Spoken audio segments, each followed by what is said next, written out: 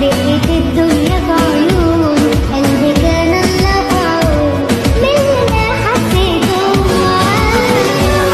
انا روحي بتندهلي على العموم مش هخبي ولا يعني انه غيرني وسرقني وان انا اتعلقت بيه. Assalamualaikum warahmatullahi wabarakatuh. Halo anak-anak ibu semuanya, apa kabar? Sehat? Waalaikumsalam. Alhamdulillah sehat, Bu. Alhamdulillah sehat semuanya ya. Oke, hari ini kita akan melanjutkan pembelajaran kita pada minggu lalu, di mana judul materi kita pada saat ini adalah kemunduran umat Islam. Namun ibu mau semuanya, sebelum kita mulai pembelajaran kita pada hari ini, kita mengucapkan basmalah dulu ya. Bismillahirrahmanirrahim. Semoga pembelajaran kita pada hari ini diberkahi dan dirahmati oleh Allah, dan anak-anak ibu juga semuanya bisa memahami dan menangkap pembelajaran yang akan kita bahas pada saat ini. Oke, pada saat ini materi kita tentang kemunduran umat Islam. Jadi, ibu mau ketika ibu menjelaskan nantinya, anak-anak ibu semuanya mendengarkan ya. Karena nanti ibu akan memberikan beberapa latihan ataupun kuis nanti kita bahas. Jadi, ibu harap anak-anak ibu semuanya bisa menjawab pertanyaan dengan baik, oke? Oke, di sini kita tadi akan bahas kemunduran umat Islam ya. Namun sebelumnya kita membahas tentang kemunduran umat Islam ini, kita harus tahu juga bahwa pada masanya dulu umat Islam ini juga pernah melalui masa kejayaan, di mana Islam ini bukan hanya berpengaruh terhadap sistem pemerintahan pada kerajaan Islam, namun juga sangat memberikan dampak positif pada sendi-sendi kehidupan masyarakat. Dan bukti-bukti fisik dari kejayaan umat Islam ini bisa kita lihat, yaitu salah satunya adanya Istana Alhambra, yaitu di Spanyol. Kalau dulu namanya itu adalah Andalusia, kalau sekarang disebut dengan Spanyol. Dan ada juga satu lagi namanya Taj Mahal. Dan ibu yakin anak-anak ibu semua pasti kebanyakan tahu ya tentang Taj Mahal ini, di mana itu merupakan dulunya peninggalan dari Daulah Islam.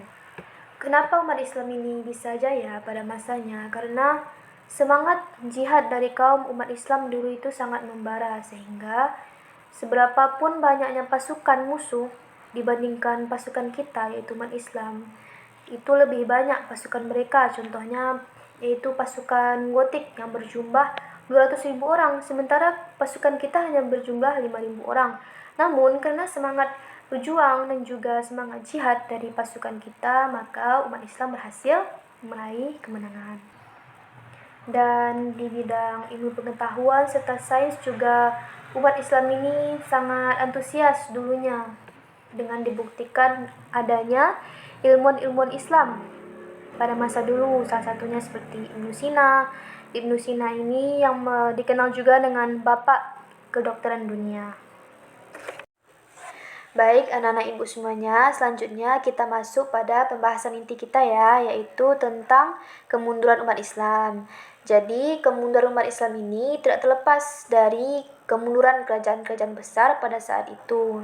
Salah satunya itu adanya kerajaan Daulah Abbasiyah, di mana kerajaan Daulah Abbasiyah ini dulu berhasil dalam membumikan peradaban umat Islam. Jadi mereka berhasil menjayakan umat Islam. Namun ada beberapa sebab kerajaan ini mengalami keruntuhan, yaitu salah satunya pada faktor internal dulu ya, yaitu adanya perebutan kekuasaan. Jadi dulunya itu bangsa Arab, mereka belum bisa melupakan tentang pemerintahan Daulah Umayyah pada kerajaan Daulah Abbasiyah ini. Jadi kebanyakan penguasa dari Daulah Umayyah ini dari bangsa Arab. Jadi mereka juga menginginkan pada Daulah Abbasiyah ini kekuasaan itu kebanyakan dari mereka. Namun pada yang non-Arab, mereka juga ingin menguasai kekuasaan yang ada pada Daulah Abbasiyah ini. Di mana Perebutan kekuasaan ini tentunya menimbulkan perpecahan di antara kalangan bangsawan ya pada saat itu, di mana menyebabkan kacaunya sistem pemerintahan pada saat itu.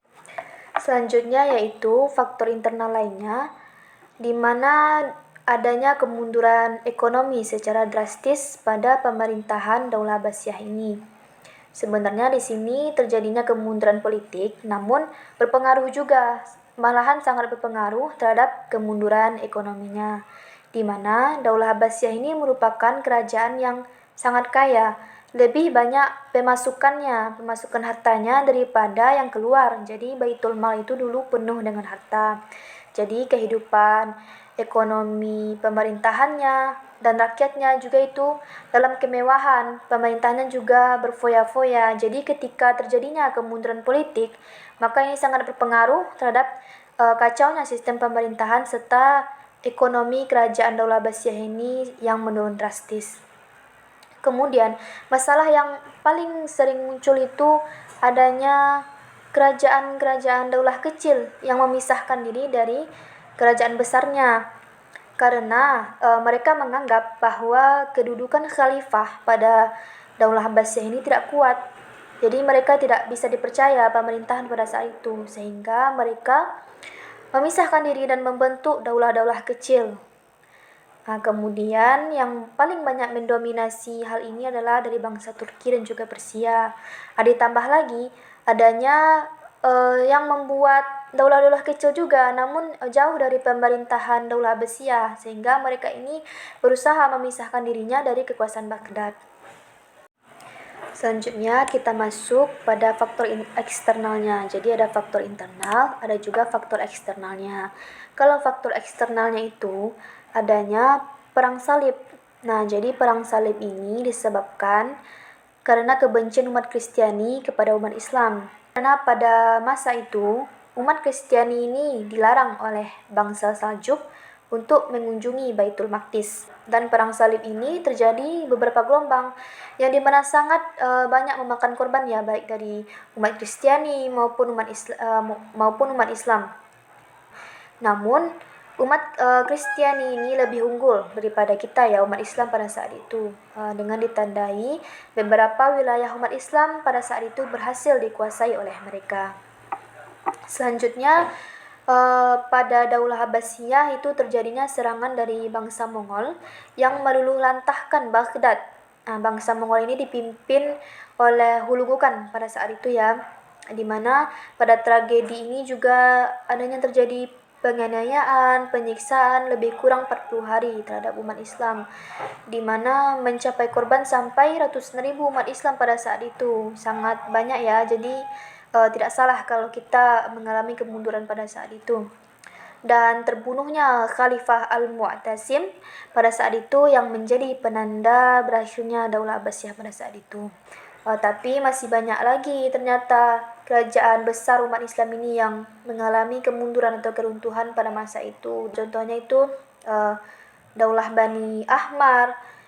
Kemudian ada juga di Andalusia, yaitu khalifah terakhir mereka itu diusir dari Andalusia. Bahkan umat Islam di Andalusia pada saat itu juga dipaksa untuk meninggalkan Andalusia, dan Andalusia tetap menjadi Andalusia, namun berpindah kerajaannya kepada yang lain.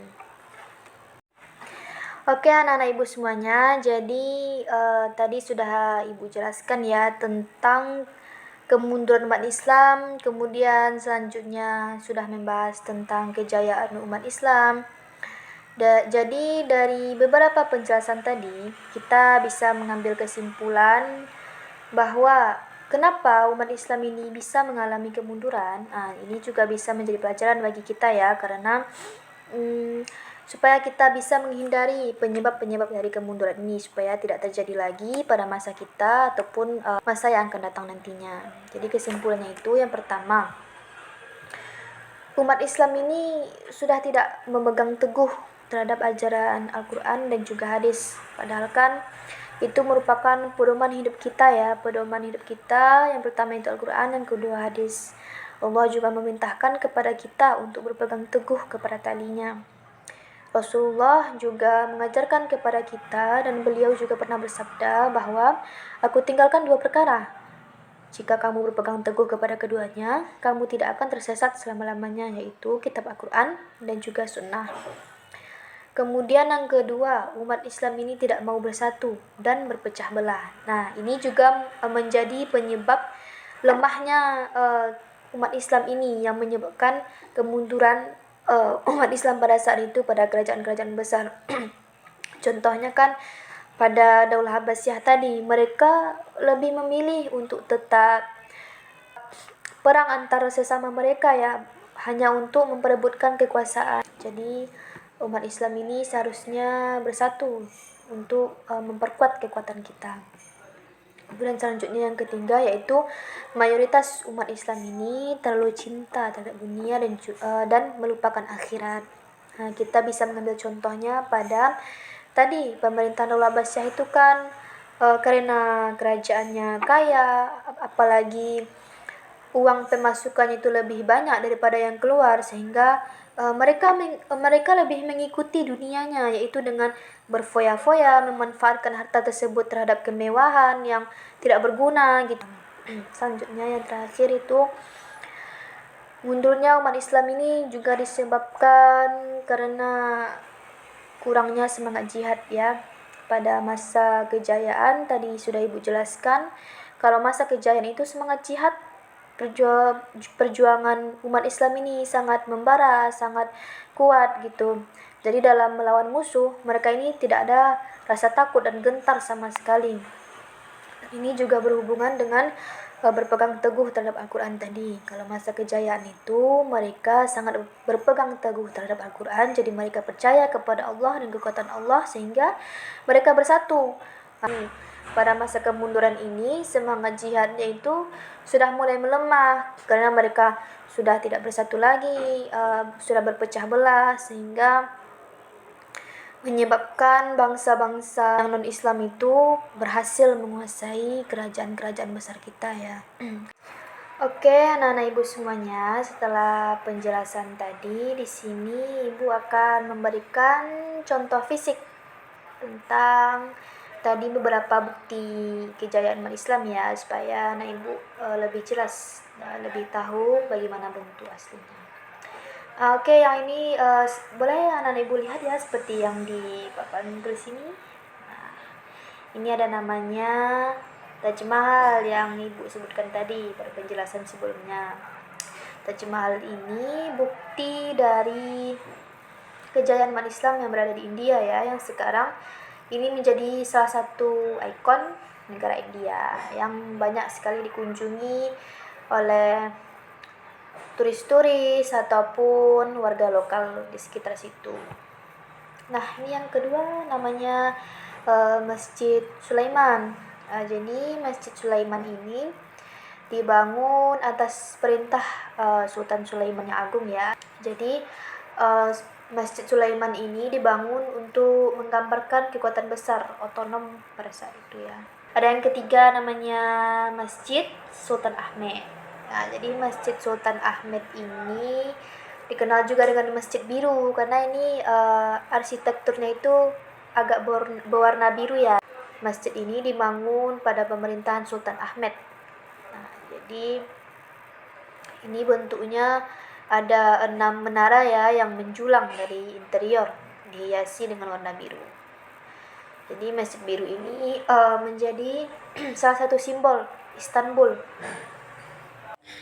Oke, anak-anak Ibu semuanya, tadi kita sudah membahas tentang kemunduran umat Islam disertai dengan contoh-contoh fisik dari kejayaan umat Islam. Selanjutnya Ibu meminta untuk anak-anak Ibu membuat satu latihan ya, yaitu membuat kesimpulan dari pembahasan kita, mulai dari bukti-bukti kejayaan umat Islam, baru masuk kemundurannya, apa saja faktor internal, faktor eksternalnya penyebab kemunduran umat Islam. Oke, mari kita tutup dengan doa kafaratul majlis. Subhanakallahumma wa bihamdika asyhadu an la ilaha illa ant astaghfiruka wa atubu ilaik. Oke, anak-anak ibu semuanya, sampai jumpa minggu selanjutnya ya. Dipahami dan diulang lagi, serta dikerjakan latihannya dengan baik.